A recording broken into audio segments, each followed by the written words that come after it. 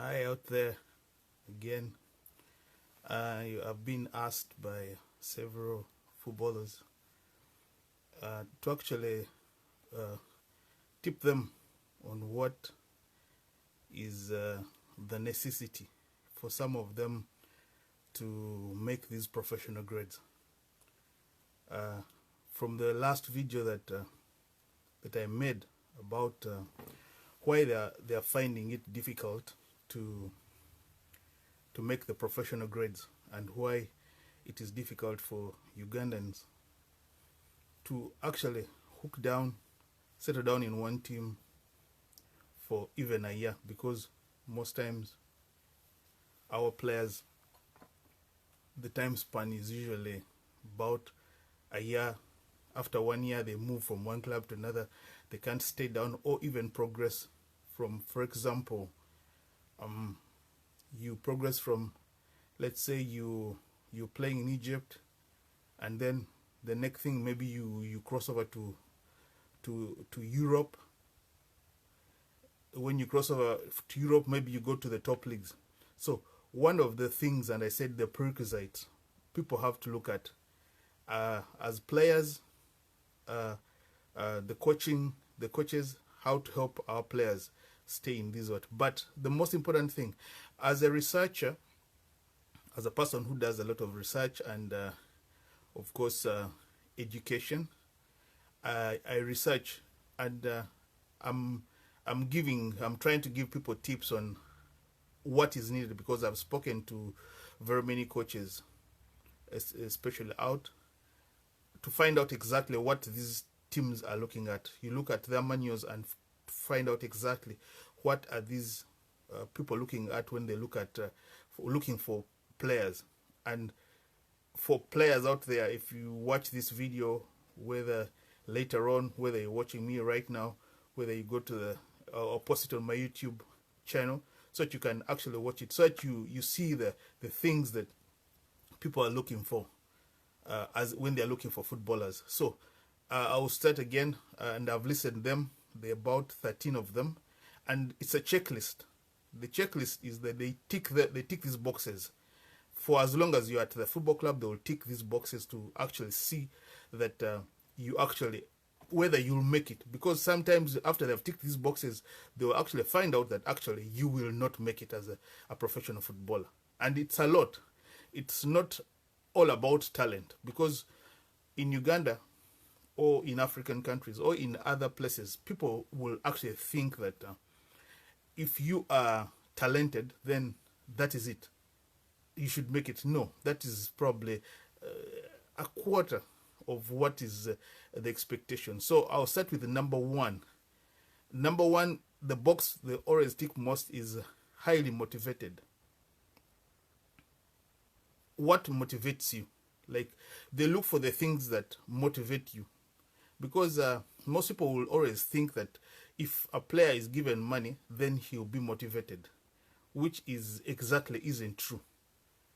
Money, most people think money motivates, but the truth of the matter that money does not motivate, because when you get money, then most times people, and with Ugandans, the Ugandan players that I know that I have worked with, when they get money, they actually stop being motivated into doing the things that they're supposed to be doing, and they probably lax. And I've seen this not only in the let's say in the European levels or where, but even the local levels, because I was a coach 21 years in the local levels.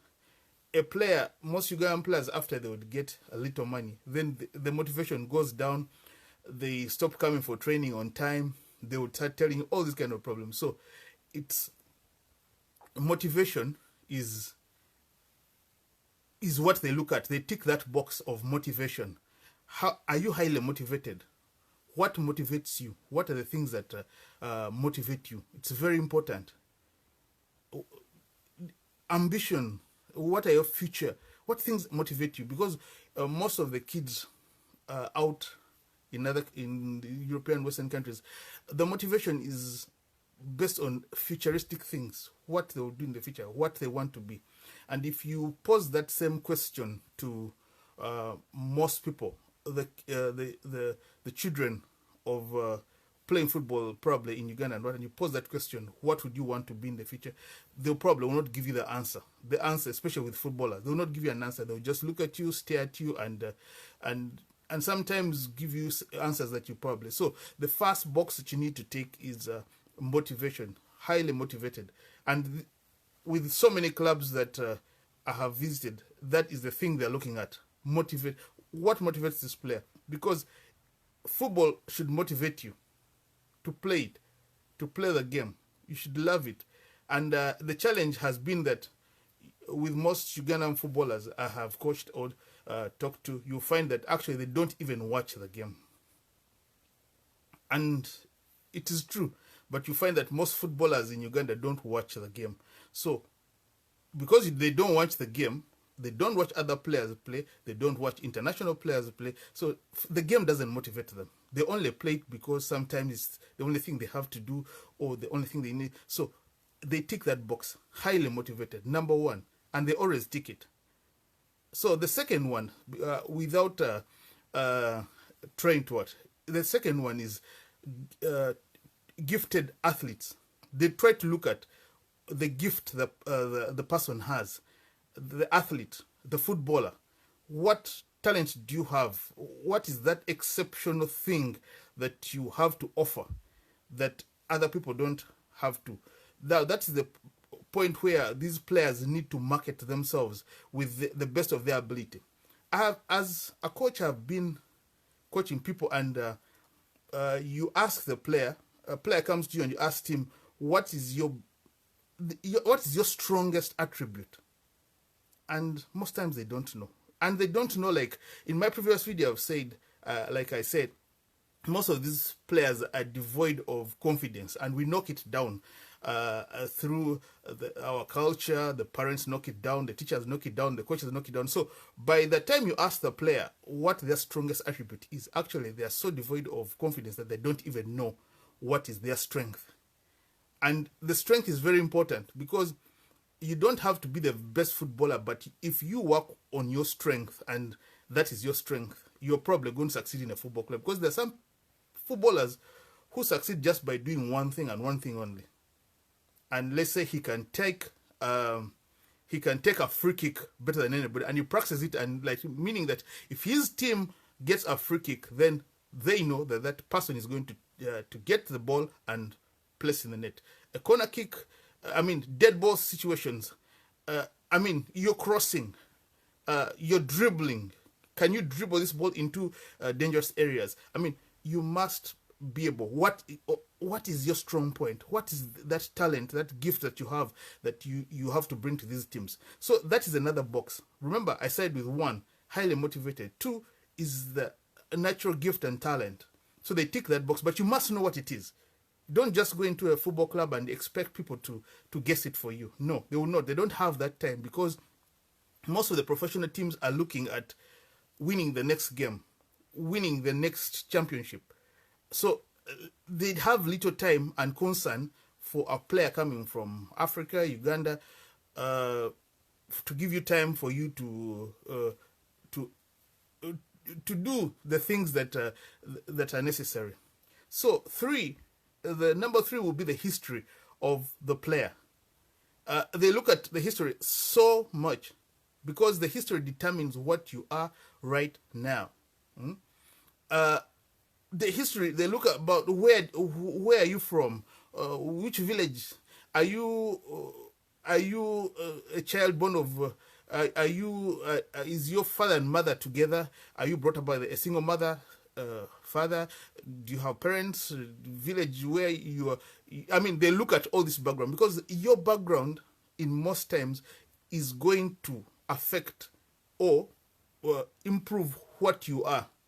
Because when you look at these footballers, even internationally, that have these all erratic behaviors, it stems back from how they have, and they take it seriously, because they know you're going to be an investment. As a footballer, an investment. The club is going to probably invest, let's say even $1 million, even $100,000, which is a lot of money. For example, in Uganda, if a team out there is paying $100,000 for a Ugandan player, that's a lot of money for us in Uganda. So they are not going to pay that kind of money without investigating this. Where are you from? So even sometimes your price as a player, or even your bargaining, all this will be the history of the player. Because people think like in Uganda, the smoking, drinking alcohol, all the things, they look at them. That's why they carry out tests and find out, are you, do you do drugs? I mean, all the things, they look at them, the history of yourself. Then, 4, the family. The family is very, very important in the professional setting because, like I said, you are an investment to them. So the family that you're coming from is, they look at it and critically, because they're like, okay, it's coming. What kind of family is he coming from? Are they Christians? Are they Muslims? Are they atheists? Are they? I mean, all these things matter in the professional setting, and you will find out that that they affect you. So, recapping again, number 1, the highly motivated, the gifted, the history, the family. Then they go further, the kind of community, the community that set up. Because our community setups around the world are very different. And probably I'll give you an example about this. When the South African player, I forget his name, he played for Manchester United, Quinton Fortune. Quinton Fortune joined United from, I think, Porto in Portugal, and joined United. And Quinton Fortune said that he did not meet, he met Alex Ferguson as a one-on-one twice in his entire almost 6 years, 7 years stint at the football club. Why was that so? It was because at the end, Ferguson told him that if I had actually spoken to you, probably you would not have lasted. And it was because you say that African societies need, we like being told you're good or you're excellent. We don't have this confidence. So for as long as somebody talks to you, you lose track. So Ferguson actually told him that the reason he did not speak to him individually, like he said, he spoke to him twice, on entry and on exit. And on exit, that's when he told him why. Because Quinton Fortune was wondering, why does this guy never talk to me? But the thing is this, that he played him all the time. He played on winning teams. But the communities that we come from, Ferguson understood it, that actually if I indulge this fella, he will not play. So I have to keep him at a distance so that he works hard to get attention. And that's the African mentality. We like that kind of attract this attention to be loved and what. And the next thing, if we are shown that, usually we don't succeed. So the communities, they look at the communities, and then 6, the lifestyle of the footballer. Now, with us, especially from our country, is that usually our lifestyles are determined by. I think the amount of money that one, because you can't say Ugandans, usually we are toned down people. We are not very outgoing. We are not very extravagant. We are not very flamboyant people. So, but what happens is that when our players maybe get there and get this little money, then they start behaving like the superstars they see on television, and sometimes these bring problems because that's not a lifestyle. So they try to investigate the lifestyle of a person, but what we portray usually defeats us. So you need to be who you are as a footballer. Be the person that you are, that probably you are, so that they can work on it. But if you go and bring out another something else that you are not, then they're going to read into it and probably give you very bad remarks about, because now you go, like now you have noticed that most of our African players or Ugandan players will have this hairstyle that is, some of them paint gold, some of them paint, it looks nice and what, but sometimes it depicts a lot and says a lot about you and a lot about your lifestyle. And if you meet a very conservative manager, then probably you're going to have a serious problem. And even the remarks that are given about you, because we don't know, you don't know until the evaluation is made and probably you are out on the door. So, and the other thing is the evaluation of performance. There's an evaluation of performance. And most times, our footballers will get very high marks in performance. But remember, they have ticked 1, motivation, 2, ability, 3, history, family, community, lifestyle. By the time they tick the 7th box, you get good marks. But the others have brought it down. By the time they are looking at your performance on the field, but you remember the performance on the field is going to be affected a lot by the above 6, will actually somehow come down to the performance on the field, because if the others have not been taken care of, then the performance on the field, the evaluation of performance is probably is not going to be that good. Then 8th, intelligence. It is the intelligence of the footballer. They look at it a lot. Like I'd said in my previous videos, like the African intelligence is not fully developed because of the way our societies have actually pushed us into being. That we are not allowed to think. As growing up in our societies, children are not allowed to think. If you even go to our schools these days, you find that they actually give them the answers for them to pass an exam. They are not pushed to think. They are not pushed to think into the decision. If this is the question, what kind of answer? How many answers can I have for this question? Most times you find that they have given you one answer, and that has been the problem. Like, if you don't answer it like this, then you have failed. So it doesn't give you the ability to think. So the intelligence doesn't grow. Like I'd said in my previous video, you find that by the time a person switches on a television in his home, he is 13, 14. So when is he going to be that intelligent? Because intelligence is something that you develop, that kind of intelligence. Now, the football intelligence is somehow connected to the way we actually are brought up, because you find that if you get a player from Europe at 14, he's thinking a bit faster than the 14-year-old from Uganda, because by the time this kind of person receives the ball, they actually know where they're going to put it. They know how many players are around them. They know the situation. They have evaluated the situation. But when you look at our players, even at 21, by the time he receives the ball, he is not aware of his surroundings.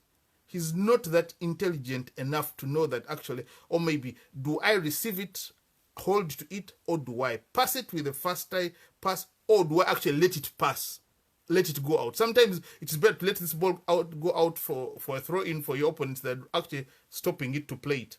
So that kind of intelligence. So that they are looking at that kind of intelligence, and they will do so many drills to look at the intelligence of the player. How intelligent are you? So how do you handle situations, match situations? Because you might be a very good athlete who runs up and down the field the whole day, jumps hard, but you're not very intelligent. So they are looking for that kind of intelligence in you.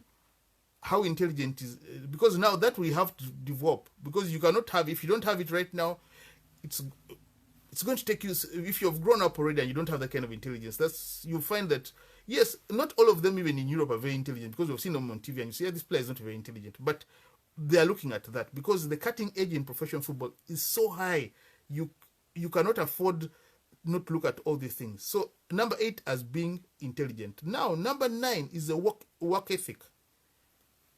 The work ethic. They're looking at the work ethic because they're also going to tick this box, work ethic. Now, how do you revere work?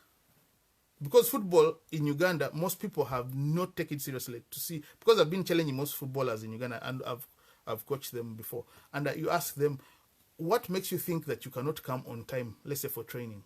Because that's what work ethic. Because you find somebody who cannot come to work on time,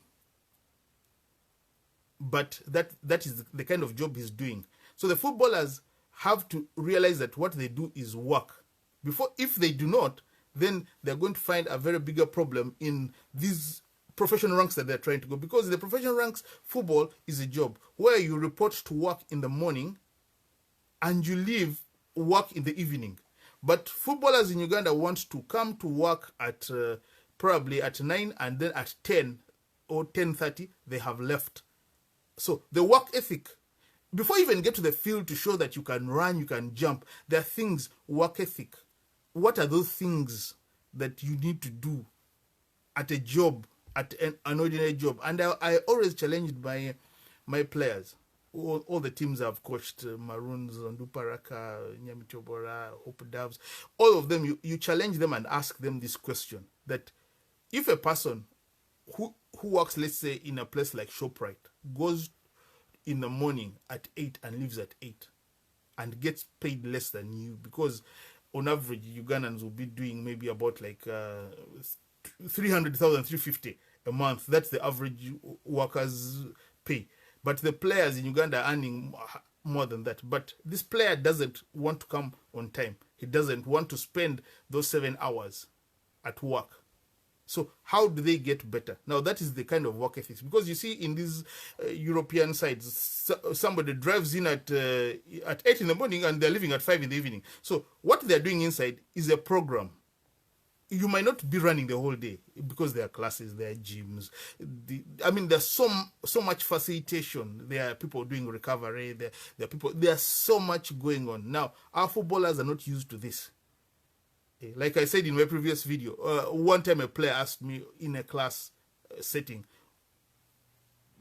that I was wasting their time and they needed this time to go and look for girlfriends outside there. Actually, I really found it very hilarious. Very, very hilarious. But this is what's going to happen, because these people are not used to being, our players aren't used that confinement of being the same place. They want to come, then they train for 1.5 hours, then they go out on town, sit, chat, gossip, do all these kind of things. So when they come to this kind of work ethics, they don't have it, and most of them will fail, because he will think it is time wasting. For him, as a footballer, he should be only playing football. He doesn't know that even watching a video of maybe a previous game or the next opponent or whatever it is, going to the gym, even eating food itself is part of training, because what kinds of foods do you eat? How do you behave on the dining table? Because how do you socialize? All these things. So the work ethic is involved in these things. So when we fail on that work ethic, then they will tick this box,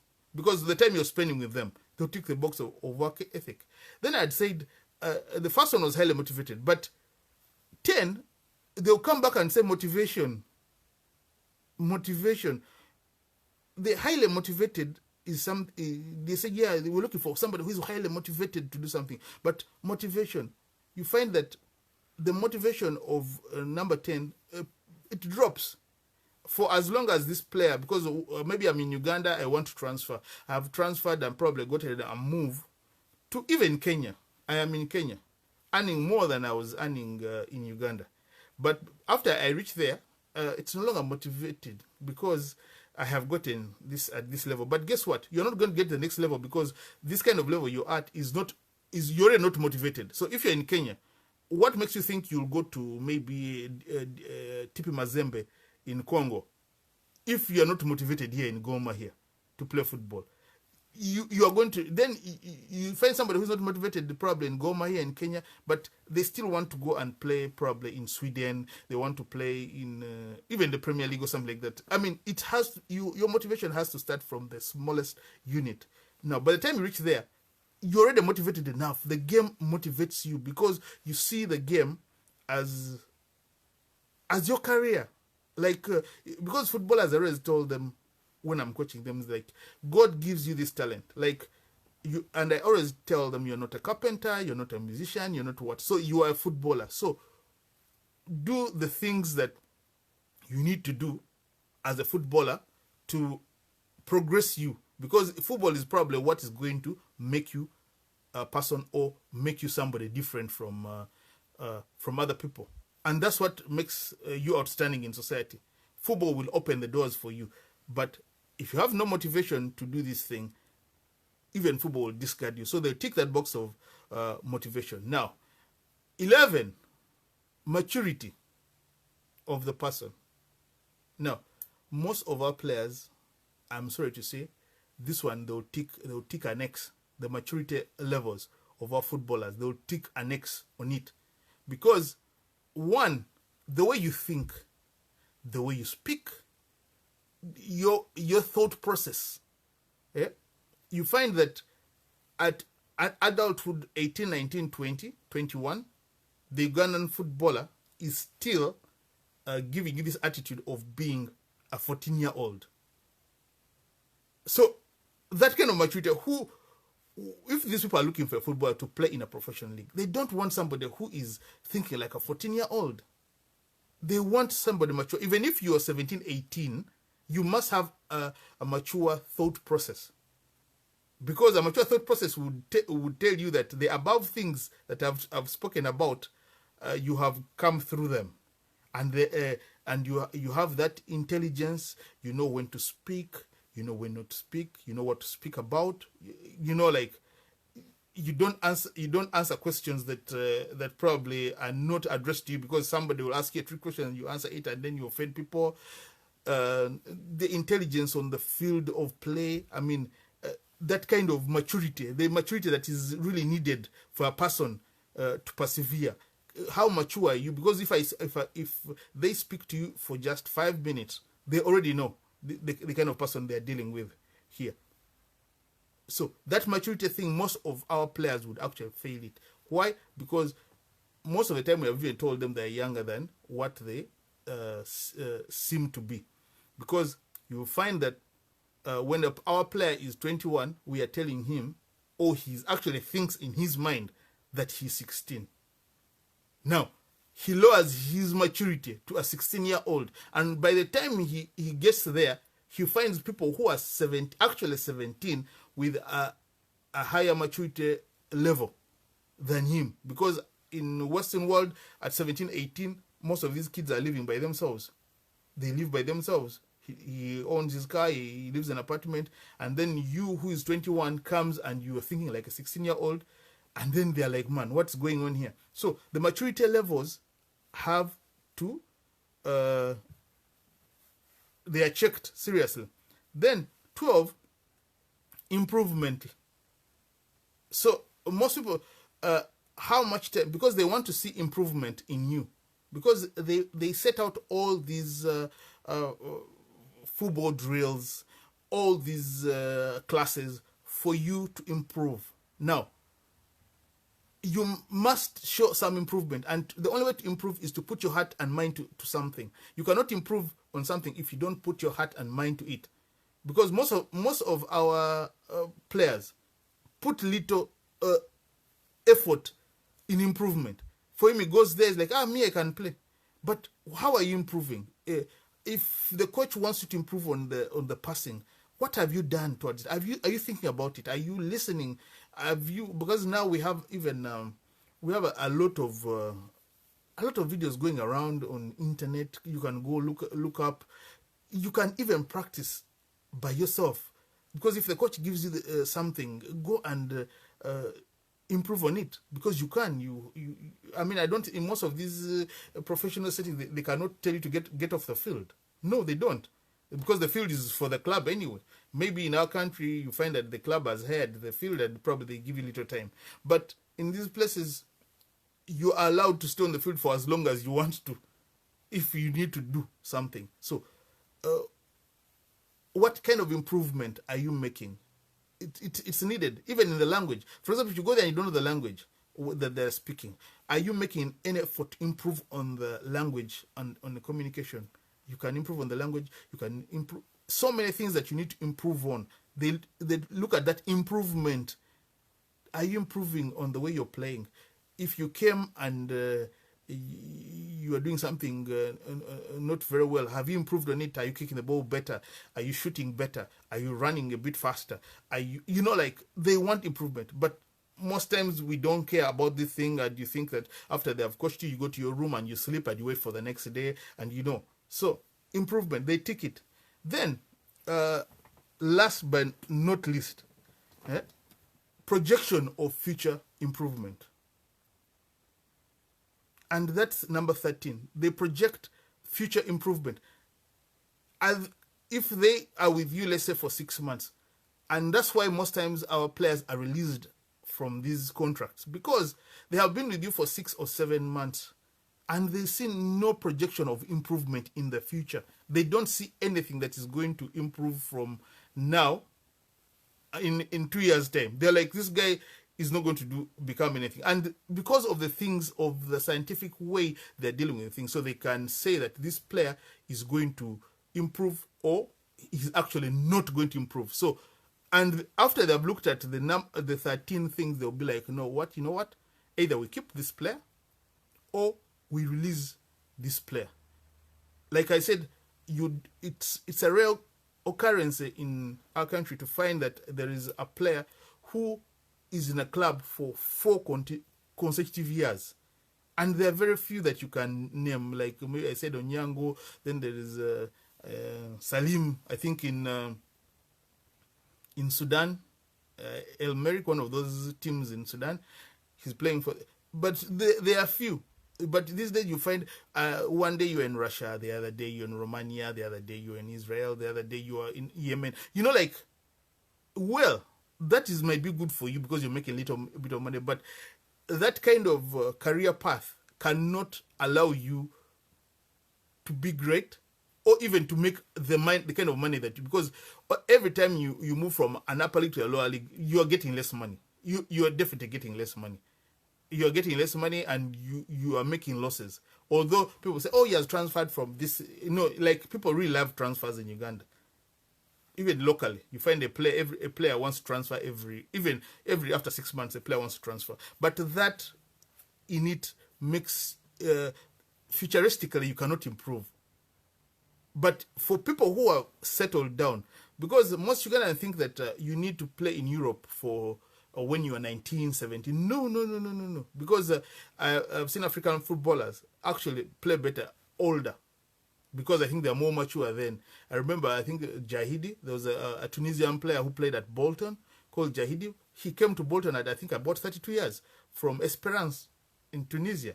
So, and I think even Onyango, right now, if he went to a European team, he would play very successfully at the ripe age of 30 plus. He would be very, very good because the maturity, but also because he has stayed with the same setup for the last 4 or 5 years. Same thing that happened to Jahidi in Esperance. He had been in Esperance almost his life. So when he went to Bolton in England, he just fitted in and he played because he had the path of growth was there and consistency, which our players don't have. All the time they are moving all around, globe trotting, and these are the things that they mark. So I will recap again and go back to 1, highly motivated, 2, the gifted athlete, 3, history, then you go to the family, community, lifestyle, evaluation of performances that you put in, the intelligence of the person, work ethic, motivation, maturity, improvement, and then projection of future improvement.